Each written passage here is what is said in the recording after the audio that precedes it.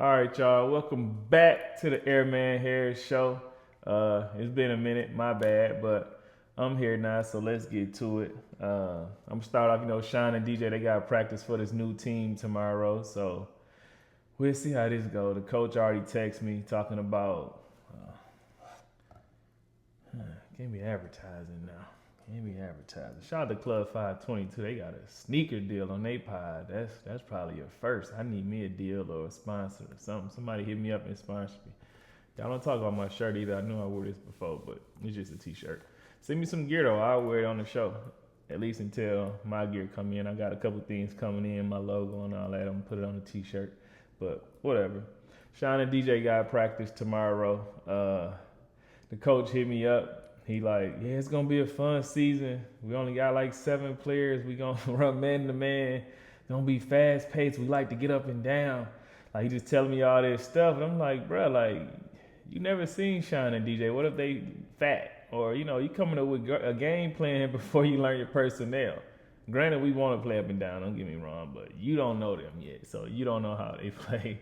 He done came with a game plan already, but and I let them know like DJ Ford, Shine a guard. You need a point. We got one already, but y'all know how I feel about that. But I ain't coaching either, so we'll see how it go. I'm not coaching that league, so we'll see how it go. Shout out to Ben and Jeremy too. I ain't forgot about the Twitch. I'm a procrastinator. I ain't been on there to be honest. I still got to get to it, but I'm gonna reach out to y'all. I know I probably ain't say nothing back. I'm bad with that too, responding back, but I saw it. My fault. I got y'all. But shout out to them Spartans, man. Them Spartan dogs. They 8-0. They number 7 in the country. I don't think nobody's seen this coming, but probably Izzo. If he saw it coming, he probably needs to see it coming. They whooped on Iowa last night, which was expected. Probably not that big of a blowout. But they whooped on Iowa last night. I think they beat them by like 19. At one point, they was up probably 20, 30 points. So I stopped watching. I went and picked Kyra from school, and we went to Walmart, whatever. But I kind of stopped watching it and did some other things. But shout out to them Spartans, man. Kohler had 12 and 11. Carr had 15 and 5. Ward, I like Ward. Ward was hurt. McCullum played. McCullum nice too. He played good. That's gonna be big help for the Spartans down the stretch. Those guys. That's why I hope Izzo continue to play Ward and not don't do him like Jaren Jackson. Jaren Jackson we all saw was good. He kind of we just gonna be honest. He try to hold him back. Probably if he can come back the next year, but these guys gonna leave anyway. They're gonna Zach Randolph 1 year and be out of there no matter how much you play them. So let them guys play, man. Whether they're 1 and done, 2 and done, 3 and done, whatever they are, just play your best guys, man. Don't do them like Jaren Jackson. Let Ward play. Especially Cooper okay this year, but give my man some minutes out there. I'm gonna say it again, man. Fears. I wasn't a fan before, but Fears get the job done, man. When I watch him out there, I ain't gonna lie to y'all. He like a little meatball to me. Like he don't look 6'2" at all. He look small. He look chubby. He like a little meatball. But I'm starting to like Fears, man. He play both ends. He play tough on D. He draw charges. He control the game. He run the offense. He a coach on the floor as a sophomore. Like his shooting's coming along. The athleticism coming back that we saw that he had in high school before his incident. Like I'm starting to like Fears more and more. Honestly, Famo did tell me he was nice. I'm starting to like him more. I'm starting to believe now. Cause like he controlled it. When you really watch the game and break down the game, Fears does a lot for Michigan State out on the floor. Like I say, he's like a Travis Walton, like a Mateen Cleaves out there coaching them guys up on the floor, especially as a sophomore. That's huge. So shout out to Izzo. They got Duke on Saturday. That's going to be a big test. I can't wait for that one. I'm locking in. I'll make sure I watch that game on Saturday to see how they do against Duke, against Boozer and them other boys. I think they ranked number 4, so that's going to be interesting to see. Before I get to my Warriors, though, got a couple other things. I see Giannis meeting with the Bucks about his future. We'll see where Giannis goes. Honestly, to me, you didn't got them a ring there. Y'all not gonna win again. Let's be honest. It's a small market. It is what it is. Don't do like KG and stay too long and then try to get another one. Well, it was KG first one, but try to get one. You kind of older and just get out of there, man. It's like it is what it is. I know Milwaukee want them to stay, but it's like you got to go to a bigger market. You got to expand your brand. and look for a trade. Will you come to the Warriors or not? We'll see. As long as you don't trade my guys, but we'll see. CP3, y'all see Chris Paul got sent home by the Clippers, man. That's unfortunate because, like, at first I was never a fan of Chris Paul. When he came to the Warriors, I started to learn a lot more about Chris Paul because I used to think he was an asshole, to be honest. You know, he probably still is, but I learned a lot more about him once he joined the Warriors.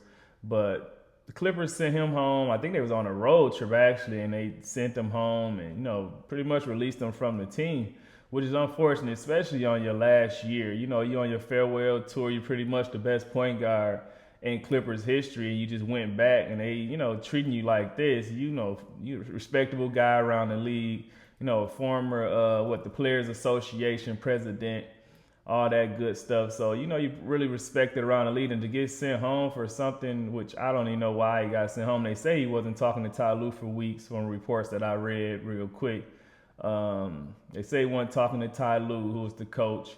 They said it was just, you know, he was trying to do other things and say other things. I guess that the coaches weren't preaching, which, I mean, Chris Price wanted to win his last year. I mean, win a couple games. I think he won like 5 games all season. It's like, it's an unfortunate situation. Hopefully he can go to a good place and end his career on a positive note, whatever team that may be. Hopefully go into a winning situation where he can help a team get over the hump, because he's still a good player. He still can control the offense. He still can pass the ball. He still can get up and down the floor. So hopefully it works out for Chris Paul.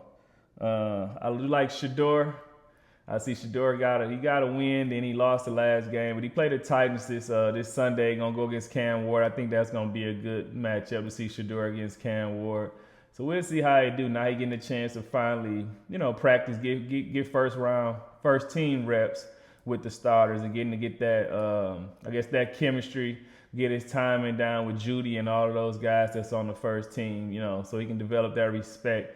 And, you know, in football, you know, you gotta, especially as a quarterback, you know, you gotta earn the respect of those guys. You gotta be able to lead those guys, especially as a young player. You know, you gotta make them respect you. So hopefully you get that chance, you know, to do that. Hopefully he's doing that now. And, you know, we'll see Sunday how he fare against the Titans.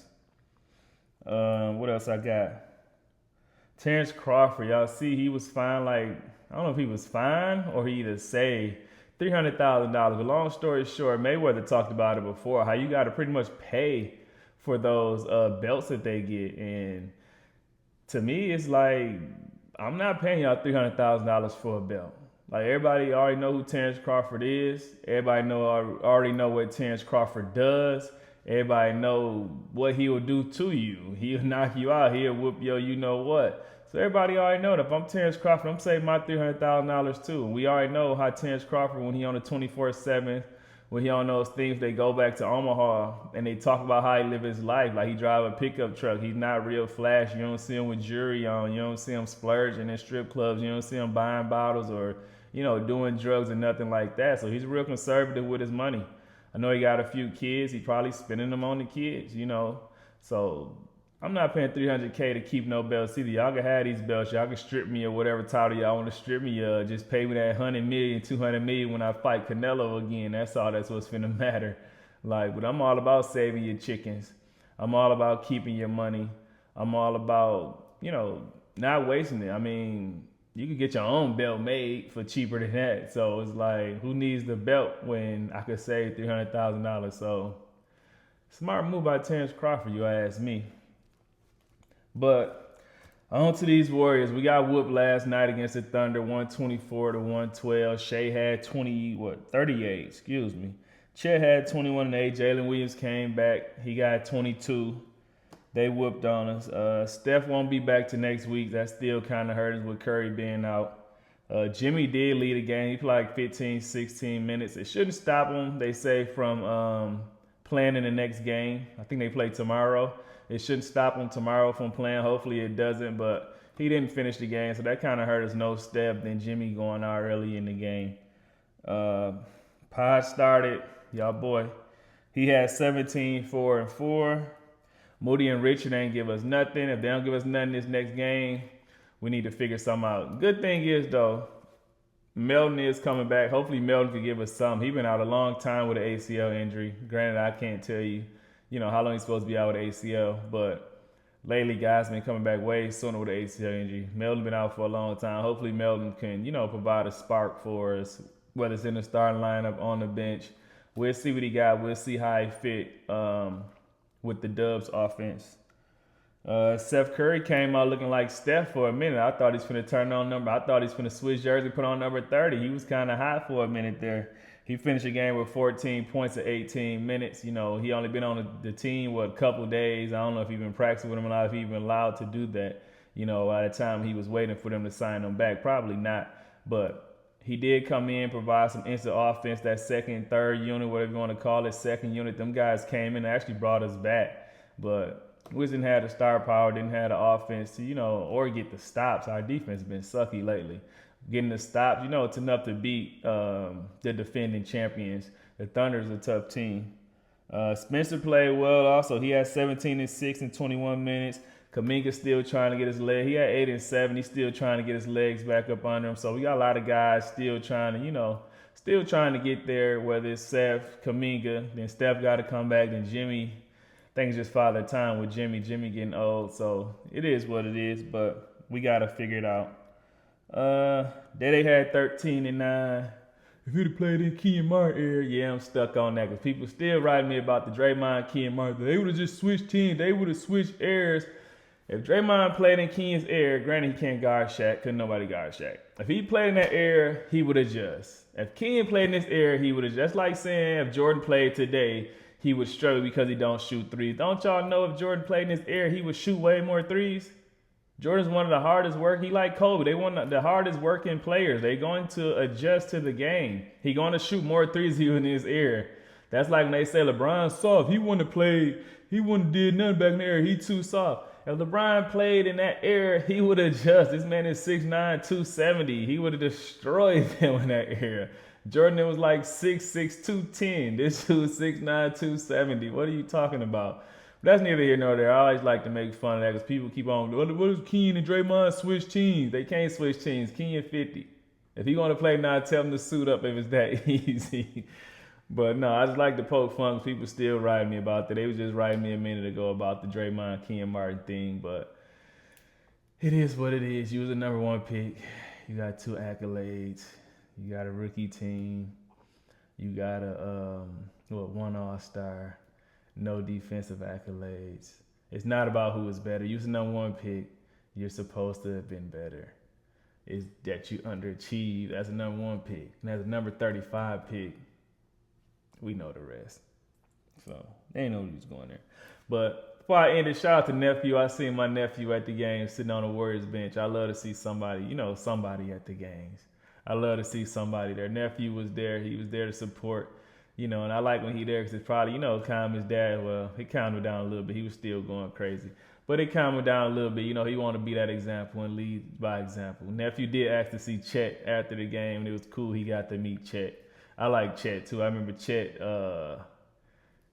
killed Imani Bates in high school. Like, you going to watch Imani Bates? You going to watch Imani Bates? That little high school game when they played in high school. And I watched it. I'm like, I'm more of a Chet fan than Imani. Imani good, don't get me wrong, but everybody said Imani, but Chet got him that game. I don't care what y'all say. But I'm a fan of both. I just love the game of basketball. I love the competitiveness. I love the sport. But until next time, y'all, I'm out. Peace.